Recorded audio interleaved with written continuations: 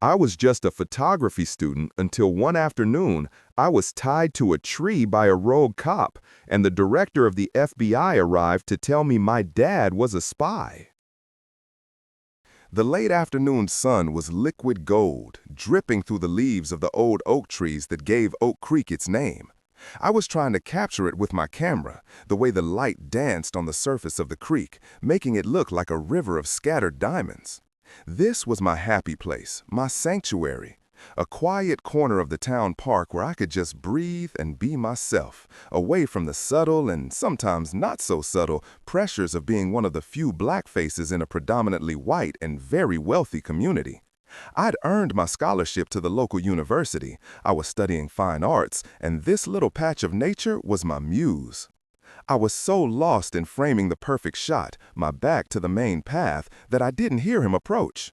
The first sign was a shadow that fell over me, eclipsing the golden light.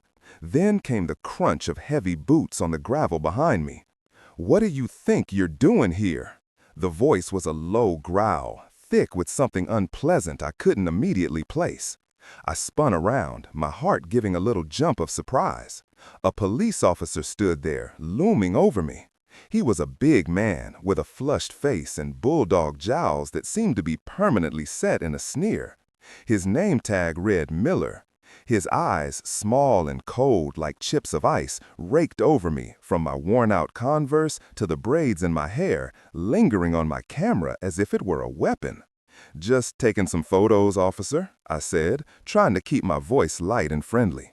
I held up my camera slightly, offering a small, placating smile. "For a school project." He didn't return the smile. His sneer deepened. "A school project, right. We've had some reports of loitering, people making the locals uncomfortable." He gestured vaguely towards the multi-million-dollar homes that bordered the park, a clear implication in his tone.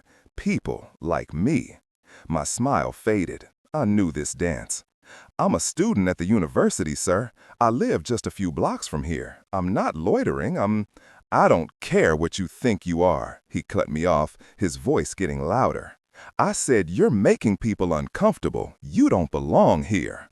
A cold knot of anger and fear tightened in my stomach. "This is a public park," I said, my voice firmer than I expected. "I have every right to be here." That was a mistake. Officer Miller's face went from flushed to a blotchy, furious red. He took a step closer, invading my personal space. I could smell the stale coffee on his breath. "You got a real mouth on you, don't you? Think you're smart? Think you can come into our town and talk back to law enforcement?" He grabbed my arm. His grip was like a vice. I flinched, trying to pull away instinctively. "Don't touch me!" "Resisting arrest," he barked, a triumphant glint in his icy eyes. It all happened so fast. He twisted my arm behind my back, slamming me forward. My camera fell from my other hand, hitting the ground with a sickening crack. A cry of protest died in my throat as my cheek scraped against the rough, unforgiving bark of the ancient oak tree I had just been admiring. He was pushing me against it, his knee digging into the back of my thigh. "Please," I gasped, terror finally overriding my anger. "I didn't do anything." "You'll learn to respect authority," he grunted, fumbling at his belt. I heard the distinct, ratcheting sound of a zip tie. He wasn't cuffing me, he was binding my wrists together around the massive trunk of the tree. The plastic bit into my skin, tight and painful. He pulled a second one out, then a third, securing my arms so tightly I couldn't move them an inch. I was literally tied to a tree in the middle of a park in broad daylight. Panic clawed at my throat. I squeezed my eyes shut, humiliation and fear washing over me in a hot wave. This wasn't happening. This was a nightmare. Miller stepped back, admiring his handiwork. "There," he said, his voice dripping with satisfaction. "Now you can just enjoy the view. Think about your attitude." He pulled out his radio, his thumb pressing the transmit button. "Dispatch, this is Miller. I've apprehended a suspect down at the Oak Creek Park. Female, belligerent. Got the situation under control." He let out a short, ugly chuckle. He thought he had won. He thought he had all the power. But as he stood there, basking in his petty tyranny, a new sound cut through the quiet afternoon air. It wasn't another patrol car. It was the low, powerful hum of multiple engines approaching at speed. Miller's smug expression faltered. He turned, squinting down the park's access road. Over his shoulder, I could see them too. 3 black, unmarked SUVs rolling in formation, their tinted windows reflecting the golden sun. They looked completely out of place, like sharks gliding into a koi pond. They pulled to a stop just yards from us, their engines idling with an intimidating thrum. Doors opened in unison. Men in dark, impeccably tailored suits emerged, moving with a fluid, disciplined efficiency that screamed federal law enforcement. They fanned out, their faces grim and unreadable. Officer Miller's jaw went slack, his face turning a pasty white as a tall, imposing man with silver-streaked hair stepped out of the lead vehicle. He wasn't looking at Miller. His sharp, intelligent eyes, radiating an authority that made Miller look like a child playing dress-up, were locked directly onto mine. The world seemed to shrink until it was only the space between me and the silver-haired man. Time stretched, pulling taut like a rubber band. Officer Miller, who had been the terrifying center of my universe just moments before, became an irrelevant, sputtering bystander. The blotchy red drained from his face, leaving behind a sickly, pale sweat. He was deflating, his bravado leaking out of him like air from a punctured tire. The tall man walked towards me with a purposeful stride, his polished black shoes making no sound on the grass. His agents moved with him, a silent human shield that parted around Officer Miller as if he were a piece of trash on the sidewalk. They didn't even look at him. That, more than anything, seemed to unnerve Miller the most, his insignificance. "Agent Rossi," the man said, his voice calm and deep, a stark contrast to Miller's brutish bark. He still hadn't taken his eyes off me. "Cut her loose, carefully." One of the agents, a sharp-featured man with dark hair, stepped forward. He produced a small, wicked-looking blade from his pocket. Miller finally found his voice, a high, reedy thing that sounded ridiculous. "Hold on, this is a police matter. This individual she was resisting." The silver-haired man stopped a few feet from me and finally turned his head, a slow, deliberate motion.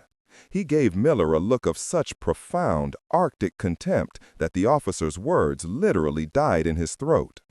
"Your name is Miller," the man stated. It wasn't a question. "You are an officer with the Oak Creek Police Department. You have been on the force for 12 years, with 3 excessive force complaints filed against you, all of which were conveniently misplaced."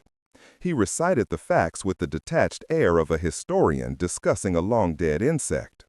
"You are about to be detained by federal agents for the flagrant violation of United States Code, Title 18, Section 242, deprivation of rights under color of law. A felony, Officer Miller, one that carries a sentence of up to 10 years in a federal penitentiary." Miller's mouth opened and closed, but no sound came out. He looked like a fish gasping for air. Agent Rossi reached me, his movements swift and professional. "Hold still," he murmured, his voice surprisingly gentle. A sharp snip, and the first zip tie fell away. Another snip. My hands were free. Pins and needles, hot and sharp, shot up my arms as blood rushed back into them. I instinctively brought my hands to my chest, rubbing my raw, chafed wrists. My camera lay on the ground by my feet, its lens shattered. The silver-haired man's gaze softened slightly as he looked back at me. "Are you all right, young lady?" I could only nod, my throat too tight to speak. My mind was a whirlwind of questions. Who was this man? Why were they here? How did he know about Miller's complaints? He gave a curt nod to 2 of his other agents. "Take Officer Miller into custody. Secure his vehicle and any recording devices. I want a full audit of the local precinct's evidence locker and records room by morning. The agents descended on Miller, who offered no resistance. They turned him around, cuffed him with cold efficiency, and read him his rights in a low, monotone voice. The man who had held absolute power over me moments ago was now just a sack of meat being led away, his face a mask of pure, unadulterated terror. The schadenfreude I expected to feel wasn't there. I just felt numb, empty. The tall man turned his full attention back to me. His suit was perfectly tailored, his demeanor radiating an aura of absolute control. He looked like he belonged in the White House, not a public park in a sleepy suburb. "I apologize for the delayed arrival," he said, as if this were some prearranged meeting he was late for. My voice was a hoarse whisper. Who are you?" A flicker of something, regret, perhaps, crossed his face. "My name is Director Jennings. I'm the director of the Federal Bureau of Investigation." The title hit me like a physical blow. The director of the FBI? Here? For me? It made no sense. This had to be a dream, a bizarre stress-induced hallucination. I don't understand," I stammered, shaking my head. "Why are you here?" Director Jennings took a half-step closer, lowering his voice. The paternal concern in his eyes was so genuine it was disorienting. "I'm here because of your father." My blood ran cold. My dad? He was a quiet man, a history professor at the university. He spent his days in dusty libraries and lecture halls. He couldn't be more ordinary. My father? What about him? Director Jennings' expression grew grim, the lines around his eyes deepening. He looked past me, into the deep woods that bordered the park, as if he could see a threat lurking there that I couldn't. "He called me about an hour ago, from a secure line," the director said, his voice dropping to a near whisper that sent a chill down my spine. "He told me to find you. He said you were the only one they wouldn't suspect."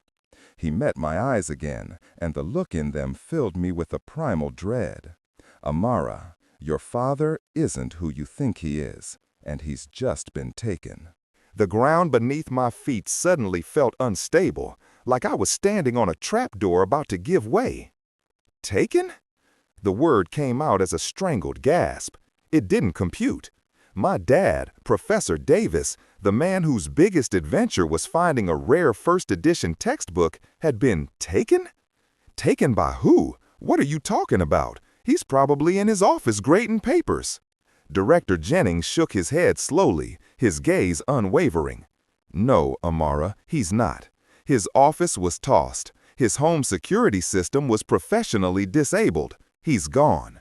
He paused, letting the weight of his words sink in.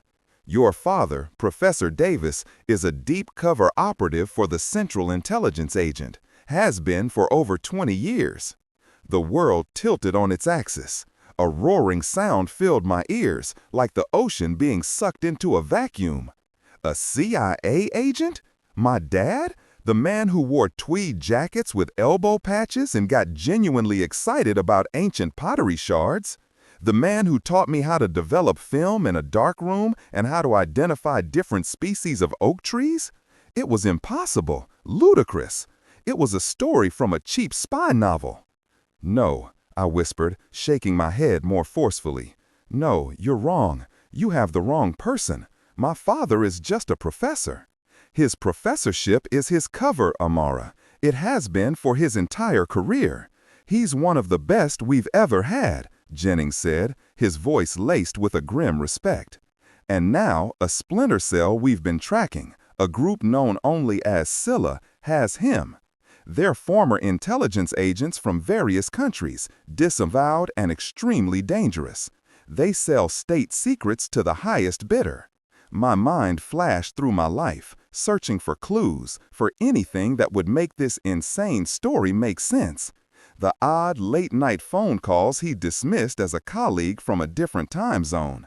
His fluency in 4 languages, which he always laughed off as a hobby for a boring historian. The strange way he taught me to always be aware of my surroundings, to notice details, which I always thought was just part of his academic nature.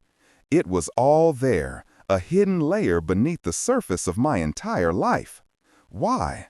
I asked, my voice trembling. Why him? Why now? We believe he was close to identifying their leader, Jennings explained, his tone becoming all business. He must have found something critical, and they moved to silence him.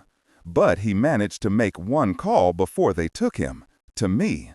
He used a code phrase we haven't used in 15 years. The oak is weeping. Then he told me to find his daughter. My eyes darted to the ancient oak tree I was just tied to. The oak is weeping. My happy place. He wasn't just telling Jennings to find me. He was telling him where to find me. A secret message embedded in a panicked call.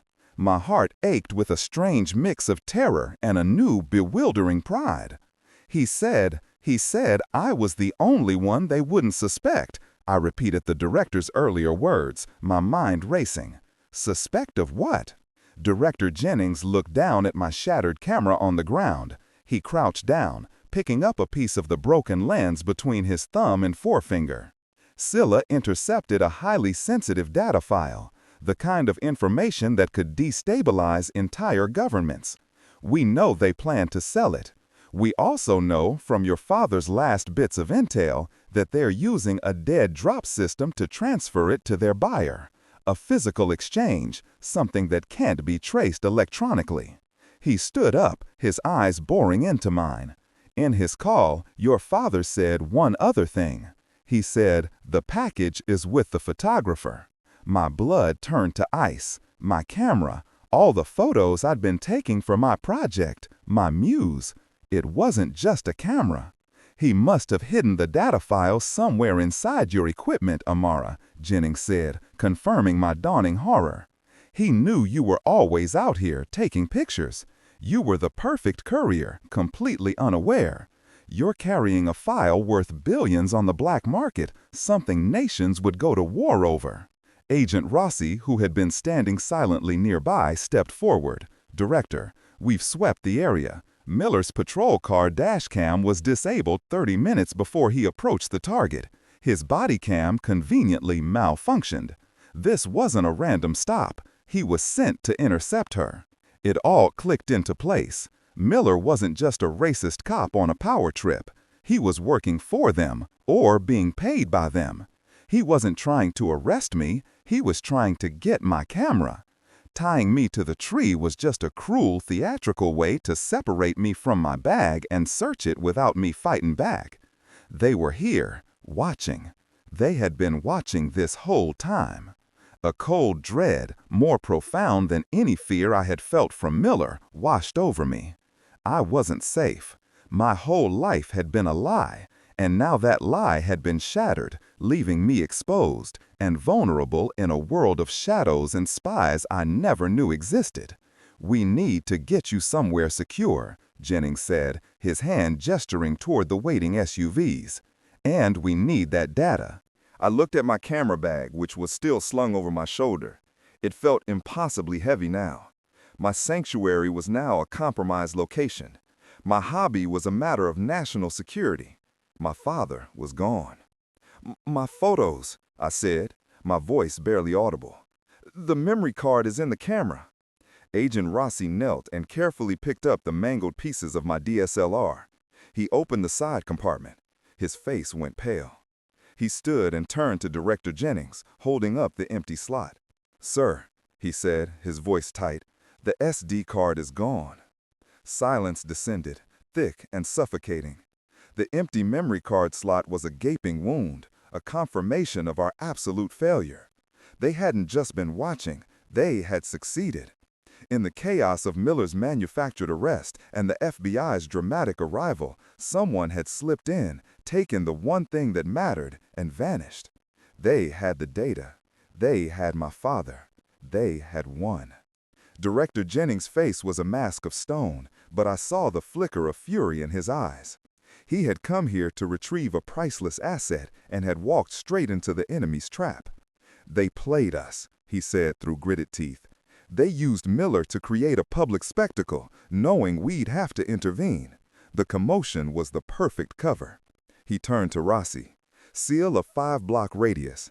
I want every security camera, every doorbell cam, every piece of footage from the last hour analyzed. Nobody gets in or out." As agents scattered, speaking urgently into their earpieces, a wave of despair washed over me. It was my fault. I was the courier, the weak link. I had been carrying the key to my father's life, and I had lost it. The weight of it was crushing. Tears I had held back finally welled in my eyes, hot and stinging. "Wait," I whispered, the word barely audible. Jennings turned back to me, his expression softening slightly at my distress. "Amara, this is not your fault." "No, wait," I said again, louder this time. My mind, which had been a whirlwind of panic, was suddenly starting to clear. A memory surfaced, a detail from this afternoon, something my father had taught me. Always be aware of your surroundings. Notice the details. "The camera," I said, my voice gaining strength. "My dad, he was meticulous. He taught me everything about photography. He always said, never trust a single point of failure." Jennings stared at me, a glimmer of understanding in his eyes. "What are you saying?" "He wouldn't have put the data on the main SD card," I said, my heart starting to pound with a new fragile hope. "That's the first place anyone would look. It's too obvious. It's a decoy." My hands fumbled with the strap of my camera bag, the one Miller hadn't bothered to take. He always told me to format my card after every shoot, but to keep a small backup micro SD in a hidden slot, just in case of corruption. He called it his redundancy rule. My fingers found it, a tiny, almost invisible zippered pocket sewn into the padding of the shoulder strap. It was a custom modification I'd forgotten he'd even made for me years ago. My fingers trembled as I pulled the zipper. Inside, nestled in a small piece of foam, was a tiny, black micro SD card. I held it up. The setting sun caught its surface, making it glint like a tiny black pearl. For a moment, no one moved. The entire federal operation seemed to hold its breath. Director Jennings took the card from my hand with the reverence of a priest handling a holy relic. He handed it to Agent Rossi. "Get this to the mobile lab, now." Rossi nodded and sprinted to one of the SUVs. The next 10 minutes were the longest of my life. I stood there, wrapped in a borrowed FBI jacket, as agents methodically swept the park. Finally, Rossi returned, holding a tablet. He handed it to Jennings, his face grim but relieved. "It's here, sir," Rossi confirmed. "Heavily encrypted, but it's the complete Scylla file. And something else. Dad must have added it just before he was taken." Jennings looked at the screen. His eyes widened. "It's a location. Encrypted GPS coordinates. It has to be where they're holding him. They're planning the exchange there." He looked up, his gaze locking with the horizon. "It's an abandoned airfield 20 miles from here. They're moving now." He turned to me, a newfound respect in his eyes. "Your father is a brilliant man, Amara. He didn't just leave us the package, he left us a map to find him." The rest of the evening was a blur of controlled chaos. I was taken to a mobile command center, a van filled with glowing screens and focused agents. I watched as they used the data from the micro SD card to not only pinpoint my father's location, but to identify the buyer, a rogue state's intelligence chief. They weren't just going to rescue my father, they were going to dismantle the entire Scylla network in one fell swoop. I saw thermal images from a drone as tactical teams moved in. I saw my father, alive, being led from a hangar. I saw the buyer and the Scylla agents being taken into custody, their faces masks of disbelief. Hours later, as the first hints of dawn painted the sky, the door to the command van opened. My father stood there. He looked tired, bruised, but he was standing. He was alive. He was wearing his usual tweed jacket, looking completely out of place surrounded by federal agents. Our eyes met, and in that instant, the lies and the secrets didn't matter. He was just my dad. I ran to him, and he wrapped me in a hug that felt like coming home after a lifetime away. "I'm sorry, Amara," he whispered into my hair. "I'm so sorry you got pulled into this." "You left me a map," I whispered back, my voice thick with emotion. He pulled back, a small, proud smile on his face. "I knew you'd find it. I taught you to always notice the details." Director Jennings approached us. "Professor," he said with a nod, "or should I say Agent Davis, your daughter saved the day. That was a clever trick with the backup card." My dad looked at me, his eyes full of a love that transcended any cover story. "She's the smartest person I know," he said simply. Standing there, between the history professor who was a spy and the director of the FBI, I finally understood. My quiet life was over. But as my father put a protective arm around my shoulder, I realized I was stronger than I ever knew. He hadn't just taught me about photography, he had been training me my entire life. And for the first time, looking at the road ahead, I wasn't afraid. I was ready.